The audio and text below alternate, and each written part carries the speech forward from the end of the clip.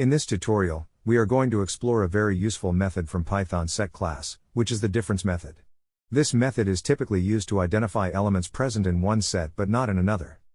Let's dive into some coding to help understand how it works.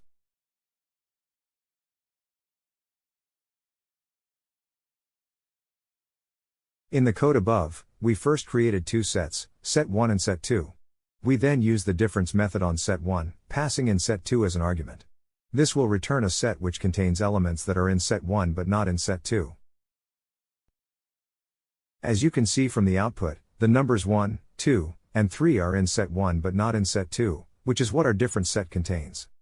Now, let's see what happens if we use the difference method on set2, passing in set1 as an argument. In this code, we are calling the difference method on set2, passing in set1 as an argument. So, this time, it will return a set which contains elements that are in set2 but not in set1. From the output, the numbers 8, 6, and 7 are in set2 but not in set1, so they form our difference set. And that's it. As you can see, the difference method in Python is a very handy tool when dealing with sets. It can be really useful in many situations where you need to compare data between two sets. I hope you enjoyed this tutorial and found it helpful. Be sure to practice this method to understand it more deeply. Keep coding and see you in the next tutorial. Happy coding!